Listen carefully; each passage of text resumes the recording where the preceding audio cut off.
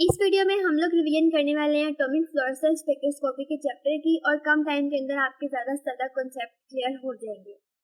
तो first page के ऊपर आता है origin of atomic fluorescence spectroscopy. पहली बात जो आपने याद रखनी है वो ये रखनी है कि बाकी स्पेक्ट्रोस्कोपिक टेक्निक्स की तरह ही एटॉमिक फ्लोरेसेंस स्पेक्ट्रोस्कोपी की जो टेक्निक है इसको भी हम यूज़ करते हैं अपने सैंपल की डिटर्मिनेशन के लिए, और जितने भी बाकी स्पेक्ट्रोस्कोपिक टेक्निक्स हैं उनको हम यूज़ करते हैं सेम मकसद के लिए। जो हमारे पास सैंपल होता है उसकी क्वालिटेटिव एनालिसिस के लिए या उसकी क्वांटिटेटिव एनालिसिस के लिए हम यूज़ करते हैं। और सबसे इम्पोर्टेंट जो इनका फंक्शन है वो हमारे सैंपल के अंदर जो एलिमेंट्स प्रेजेंट है उनकी कंसंट्रेशन को डिटरमाइन करके देते हैं और हमें ये बताते हैं कि हमारे सैंपल में कौन कौन से एलिमेंट प्रेजेंट है और वो कितने कितने अमाउंट में प्रेजेंट है। तो ये बेसिक जो फंक्शन है और बेसिक जो पर्पज है जिसके लिए हम इन स्पेक्ट्रोस्कोपिक टेक्निक्स को यूज़ करते हैं वो क्लियर हो गया। नेक्स्ट हम लोग मूव करते हैं इसके ओरिजिन की तरफ। एटॉमिक फ्लोरेसेंस स्पेक्ट्रोस्कोपी के ओरिजिन के अंदर दो साइंटिस्ट के नेम यूज हो रहे हैं। एक तो वाइनफोर्ड का नाम आप लोगों ने याद रखना है, मैंने अंडरलाइन भी किया हुआ है ताकि आपके लिए आसानी हो जाए, जिसने इस टेक्निक को इंट्रोड्यूस कराया था। और दूसरा 1920 के अंदर वुड्स है, उसने फर्स्ट टाइम सर्वे किया था एटॉमिक फ्लोरेसेंस के ऊपर और उसने इसको देखा था जब उसने एक्साइटेड एटम्स के ऊपर एक्सपेरिमेंट किया था। तो उसने देखा कि जो एक्साइटेड एटम्स हैं वो डिफरेंट तरह की रेडिएशंस को इमिट कर रहे हैं जब वो ग्राउंड स्टेट पर वापस आते हैं। तो इसने उन रेडिएशंस को नाम दिया एटॉमिक फ्लोरेसेंस इमिशन का और वहां से एटॉमिक फ्लोरेसेंस स्पेक्ट्रोस्कोपी जो है वो उसकी ओरिजिनेशन हो गई। अब नेक्स्ट इंपॉर्टेंट बात जो यहाँ लास्ट पैराग्राफ में बताई हुई है वो ये बताया हुआ है कि जो एटॉमिक फ्लोरेसेंस स्पेक्ट्रोस्कोपी है ये बाकी स्पेक्ट्रोस्कोपिक टेक्निक्स की तरह इसकी ज़्यादा एडवांटेजेस नहीं है और नहीं ये उतनी फेमस है, जबकि जो एटॉमिक एमिशन और एटॉमिक अब्जॉर्प्शन स्पेक्ट्रोस्कोपी है उनकी ज़्यादा एडवांटेजेस हैं और वो ज़्यादा यूज़ होती है, जबकि फ्लोरेसेंस जो है इसका कम यूज़ है। अब नेक्स्ट पेज के ऊपर हम लोग समझेंगे principle of atomic fluorescence spectroscopy, वो भी एक बहुत ही इजी डायग्राम के जरिए से। अगर आपने एटॉमिक एमिशन स्पेक्ट्रोस्कोपी इससे पहले पढ़ी है तो इसका प्रिंसिपल पढ़ना आपके लिए बहुत आसान होगा, क्योंकि इसका भी सेम ही प्रिंसिपल है। जो हमारे पास सैंपल के आइटम्स होते हैं वो पहले होते हैं अपनी ग्राउंड स्टेट के अंदर, फिर उनके ऊपर हम फॉल कराते हैं रेडिएशंस को और उसके बाद वो आइटम जो है वो एक्साइटेड स्टेट में चले जाते हैं। जब एक्साइटेड स्टेट से आइटम्स वापस अपनी ग्राउंड स्टेट में आते हैं तो वो जिन एनर्जी को इमिट करते हैं उसको हम लोग कहते हैं फ्लोरेसेंस एमिशन। तो ये सिंपल सा प्रिंसिपल है। अब इसकी डिटेल हम लोग पढ़ते हैं इस डायग्राम के जरिए से। जो पहला जो आता है यहाँ पे डायग्राम में वो हमारे पास रेडिएशन सोर्स आता है। हम लोगों ने अपने सैंपल के एलिमेंट्स को, सैंपल के आइटम्स को एक्साइट कराने के लिए कोई भी रेडिएशन सोर्स यूज करना होता है। और रेडिएशन सोर्स हम लोग कोई कंटिन्यूस सोर्स भी कर सकते हैं जैसे कि ज़ीनोन लैम्प।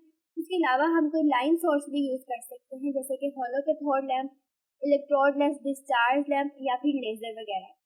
और ये जो कंटिन्यूस सोर्स और लाइन सोर्स वगैरह ये भी आपके एग्जाम के पॉइंट ऑफ व्यू से बहुत इंपॉर्टेंट है, आपके पास पेपर में रिपीट हो चुके हैं। तो हमने सोर्स ऑफ लाइट को यूज किया अपने सैंपल के आइटम्स को एक्साइट कराने के लिए, और हमारे सैंपल्स के आइटम जब एक्साइट हो जाएंगे और वो दोबारा अपनी ग्राउंड स्टेट में जब एक्साइटेड स्टेट से वापस आएंगे तो वो रेडिएशंस को इमिट करेंगे और रेडिएशंस के साथ वो वापस आएंगे। उस फिनोमेना को हम लोग एटॉमिक फ्लोरेसेंस इमिशन बोलते हैं। और डायग्राम में भी यही बताया गया है, पहले हमारे पास एक्साइटेशन सोर्स आता है, एक्साइटेशन मोनोक्रोमेटर आता है, फिर आगे हमारे सैंपल के सेल्स पड़े हुए हैं और सैंपल के सेल्स जब दोबारा एक्साइट होकर दोबारा ग्राउंड स्टेट में आते हैं तो वो इमिशन करते हैं। तो यहाँ पे इमिशन मोनोक्रोमेटर है जो उनकी इमीडिएट रेडिएशंस को डिटेक्ट करता है और आगे डिटेक्टर लगा हुआ होता है, उसके बाद एम्पलीफायर और रिकॉर्डर। नेक्स्ट पेज के ऊपर इसी फिनोमेना को एक्सप्लेन किया गया है। और जो यहाँ पे सेकंड पैराग्राफ आता है रेडियोएक्टिव एक्साइटेशन और डी एक्साइटेशन प्रोसेस, यहाँ पे एक छोटी सी मिस्टेक है, यहाँ पे एटॉमिक इमिशन नहीं, यहाँ पे एटॉमिक फ्लोरेसेंस स्पेक्ट्रोस्कोपी होनी है। और ये बात आपने याद रखनी है कि जो एटॉमिक फ्लोरेसेंस स्पेक्ट्रोस्कोपी होती है इसमें हम लोग यूवी विजिबल की रेंज के अंदर ही एक्साइटेशन और डी एक्साइटेशन के प्रोसेस को मेजर करते हैं। उसके अलावा हमें बाद में एक स्पेक्ट्रम मिल जाता है जिसको हम फ्लोरेसेंस स्पेक्ट्रम कहते हैं या एटॉमिक फ्लोरेसेंस स्पेक्ट्रम। उसकी एक्स एक्सिस के ऊपर वेवलेंथ होगी, वाई एक्सिस के ऊपर इंटेंसिटी, और जो भी हमारे रिजल्ट्स होंगे वो हमें पीक्स की फॉर्म में शो हो जाएंगे। यहाँ पे हमारे पास आती है types of atomic fluorescence transitions, जो इमीडिएट रेडिएशन और अब्जॉर्ब रेडिएशन के डिफरेंस ऑफ पाथवेज की बेसिस के ऊपर हम लोगों ने इसकी टाइप्स करनी है एटॉमिक फ्लोरेसेंस ट्रांजिशंस की। और यहाँ पे 6 टाइप्स बताई हुई हैं, इनको ही हम लोग डिटेल में पढ़ेंगे। सबसे पहली टाइप आती है रेजोनेंस फ्लोरेसेंस। बहुत यूजफुल टाइप है, ये तब अकर करती है when the atom re-emit a spectral line having the same wavelength as that used for excitation. तो ये वाली जो टाइप्स हैं ये थोड़ी सी मुश्किल है और आपको थोड़ा सा कंसेप्ट रखना पड़ेगा, इसलिए मैं डायग्राम के जरिए से एक्सप्लेन करूंगी। तो मैंने इजी से डायग्राम बनाई है, अगर इस डायग्राम को आप देखें तो हम यहाँ से समझते हैं। अब जो हमारे एटम्स थे पहले ग्राउंड स्टेट पे थे, उन्होंने जितनी उन्होंने वेवलेंथ की जो रेडिएशन थी उसको अब्जॉर्ब किया, और वो वाली रेडिएशन जितनी उन्होंने इमिट की वापस अपनी ग्राउंड स्टेट पे आते हुए वो दोनों सेम जब हों तब जो हमारे पास होती है फ्लोरेसेंस, उसको हम लोग कहते हैं रेजोनेंस फ्लोरेसेंस। और यहाँ पे आप देख सकते हैं लैम्डा ई जो है वो लैम्डा ए के बराबर है, फार्मूले में भी बहुत इजी है, इसको अपनी वर्डिंग में लिख सकते हैं। ये resonance fluorescence occurs when the excited state emit a spectral line having same wavelength as used for excitation। बहुत इजी से डिफाइन है, आई होप सो कि आपको इसकी समझ आ गई होगी। अगर फिर भी कंफ्यूजन हो तो कमेंट कीजिए, मैं आपको कमेंट सेक्शन में ये टाइप करके दे दूंगी। नेक्स्ट इसकी एग्जांपल आ जाती है, एग्जांपल को हम लोग और ड्रॉबैक्स, इन पे हम लोग अपना टाइम वेस्ट नहीं करेंगे क्योंकि हमारा जो बेसिक मकसद है इन टाइप्स के कॉन्सेप्ट लेना है, अपनी रिवीजन करना है कम टाइम के अंदर। तो ये आप लोग खुद रीड आउट कर लेंगे, आप सिंपल है। इसमें मैग्नीशियम की एग्जांपल दी हुई है और बताया गया है कि जितनी जो अल्ट्रावायलेट सोर्स से रेडिएशन लेक अब्जॉर्ब करके मैग्नीशियम के एटम एक्साइटेड स्टेट में गए हैं उतनी ही उन्होंने इमिट की और वापस अपनी ग्राउंड स्टेट में आ गए। तो अब्जॉर्ब रेडिएशन जो थी और एमिटेड रेडिएशन वो दोनों बराबर थी। इसका जो ड्रॉबैक है ये भी पूरा पैराग्राफ में बताया गया है, लेकिन इसका जो मेन ड्रॉबैक है वो लास्ट लाइन पे दिया हुआ है, therefore falls high values are observed. क्योंकि एमिटेड रेडिएशन और अब्जॉर्ब रेडिएशन जो है वो बराबर होंगी, इसलिए वहाँ पे स्कैटरिंग हो सकती है रेडिएशन की और फॉल्स वैल्यूज हमें मिल सकती हैं रेडिएशन की, ये इसका ड्रॉबैक है। नेक्स्ट हमारे पास टाइप आती है Stokes direct line fluorescence. Stokes direct line fluorescence ये तब देखी जाती है when an electron in an atom is high to high energy state by absorption of radiation and then goes to lower energy level which is above ground state by emission of radiation। Students इस जो process है इसको भी हम लोग diagram के जरिए से समझेंगे। अगर आप इसकी डायग्राम देखें तो पहले हम लोग लेफ्ट साइड से स्टार्ट करते हैं। लेफ्ट साइड पे हमारा जो एटम था वो ग्राउंड स्टेट पे था, उसने एनर्जी को अब्जॉर्ब किया और वो एक्साइटेड स्टेट पे चला गया। ठीक है, अब एक्साइटेड स्टेट पर जाने के बाद वो वापस अपनी ग्राउंड स्टेट पे आया है, लेकिन वो ग्राउंड स्टेट पे आने से पहले ही एक पॉइंट पे अपनी सारी की सारी एनर्जी जो है वो इमिट कर चुका है।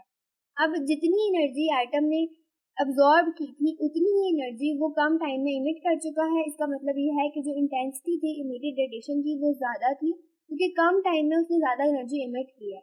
और उसके बाद जो उसका बाकी का प्रोसीजर है रास्ता वो रेडिएशन लेस डीएक्टिवेशन का प्रोसेस था, मतलब उस प्रोसेस के अंदर उसने कोई इमिशन ऑफ रेडिएशन नहीं की। तो आई होप सो कि ये डायग्राम आपको समझ आ रही होंगी। और यहाँ पे बताया गया है कि लैम्डा ई जो है वो लैम्डा ए से ज़्यादा है, मतलब एमिटेड रेडिएशन की इंटेंसिटी ज़्यादा है। जाहिर बात है जितनी एनर्जी उसने जाने में ली उससे कम टाइम के अंदर उसने वो सारी की सारी एनर्जी वेस्ट कर दी, तो मतलब उसकी जो रेडिएशन की इंटेंसिटी थी वो ज़्यादा थी। थर्ड पॉइंट हमारे पास आता है step wise line fluorescence. In this type of fluorescence, atom initially excite to high energy state by absorption of radiation undergo particle deactivation by collision or radiationless process to lower solid state। तो students बहुत easy सा process है, इसको भी मैंने देखा है। मैं आपको ना इजी वर्ड में इसको बयान करूंगी ताकि आपको इसको पढ़ने में मुश्किल ना हो, कंफ्यूज ना हो। अगर हम डायग्राम के जरिए से इसको समझें, इसमें हम लोगों ने 3 स्टेट्स बतानी है। सबसे पहले नीचे 3s हमने बताई है, वो हमारे पास ग्राउंड स्टेट है। सेंटर में एक 3p हमने बनाई है जो इंटरमीडिएट स्टेट है, और ऊपर हम लोगों ने हायर एक्साइटेड स्टेट बनाई है जो 4p है। अब सबसे पहले लेफ्ट साइड वाली जो लाइन है हम उसको देखते हैं, जो एक्साइटेशन की लाइन है। एटम जो हमारा था वो ग्राउंड स्टेट पे था, उसने एनर्जी को अब्जॉर्ब किया और वो हायर एक्साइटेड स्टेट के ऊपर चला गया। लेकिन जब एटम अपनी एक्साइटेड स्टेट से वापस ग्राउंड स्टेट पे आता है तो वो डायरेक्ट अपनी ग्राउंड स्टेट पे नहीं आता, वो पहले प्रोसेस के अंदर 4p से 3p तक वो रेडिएशन लेस डीएक्टिवेशन करता है। मतलब ऐसा प्रोसेस आता है जिसमें कोई वो एनर्जी इमिट नहीं कर रहा, ठीक है। और उसके बाद जितनी की जितनी एनर्जी है वो 3p से 3s तक आने में वो इमिट कर लेते हैं, और इसको हम लोग स्टेप वाइज फ्लोरेसेंस कहते हैं। तो यहाँ पे हम देख सकते हैं इसमें वही चीज़ हुई है जो पिछली के अंदर हुई थी, ये जो हमारी इमिटेड रेडिएशन की जो वेवलेंथ है वो ज़्यादा है अब्जॉर्ब रेडिएशन के मुकाबले में, क्योंकि इतना लंबा पाथवे लिया था उसने अपनी ग्राउंड स्टेट से एक्साइटेड स्टेट में जाने के लिए। इतनी ज़्यादा एनर्जी को उसने बहुत कम पाथवे के अंदर इमिट किया, मतलब थोड़े टाइम में ज़्यादा एनर्जी उसने इमिट की। तो उस इमिटेड एनर्जी की जो इंटेंसिटी थी वो बहुत ज़्यादा थी। तो यहाँ पर जो इसकी एक्सप्लेनेशन बताई गई है ये भी इजी वर्ड्स में बताई गई है, लेकिन अगर आप चाहें तो आप इसको और इजी वर्ड्स में भी कन्वर्ट कर सकते हैं।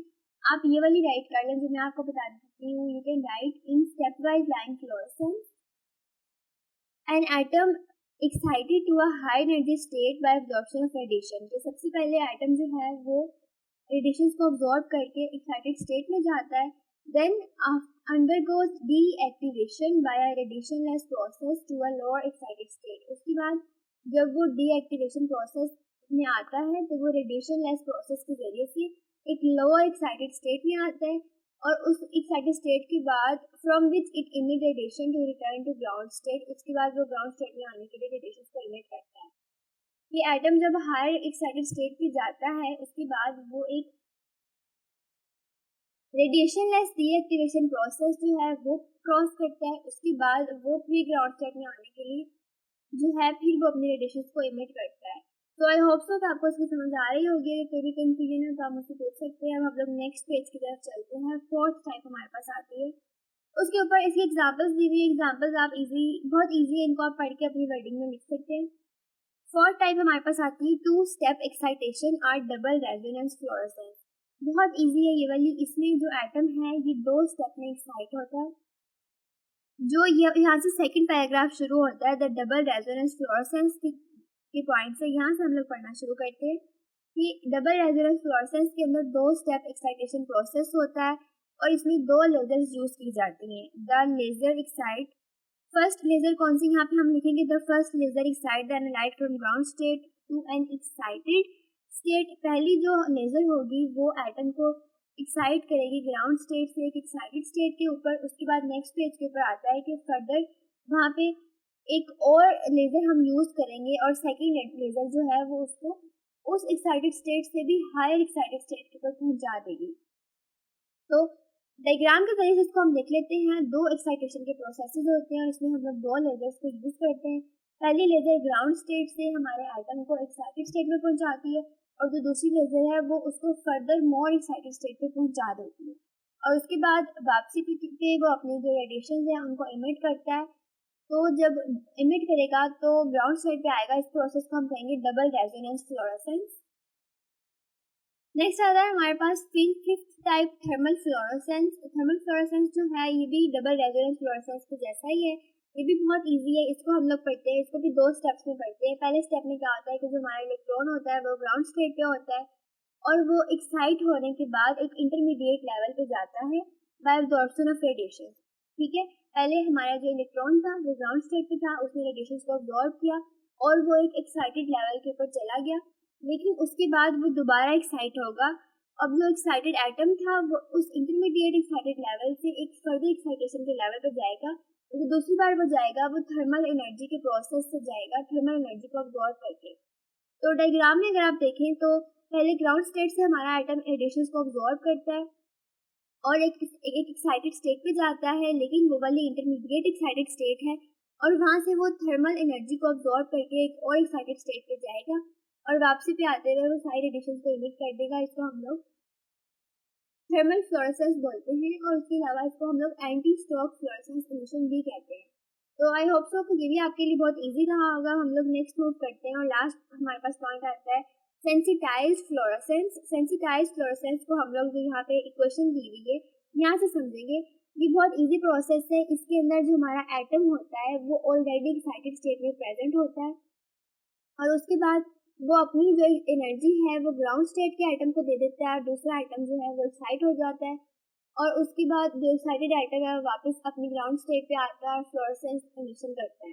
अगर आप यहाँ इक्वेशन को देखें तो पहले एस स्टार का आइटम आता है प्लस ए लिखा हुआ है। अब जो एस स्टार है ये हमारे पास वो आइटम है जो पहले से ही एक एक्साइटेड स्टेट में था और इसने अपनी एनर्जी ट्रांसफर कर दी एक और आइटम की तरफ जो ग्राउंड स्टेट में था, और उसके बाद क्या हुआ, जो ग्राउंड स्टेट का आइटम था वो ए स्टार हो गया। स्टार का मतलब है कि वो एक्साइटेड फॉर्म में है और उसके बाद ए स्टार जो है वो ग्राउंड स्टेट में आएगा और फ्लोरेसेंस इमिशन करेगा।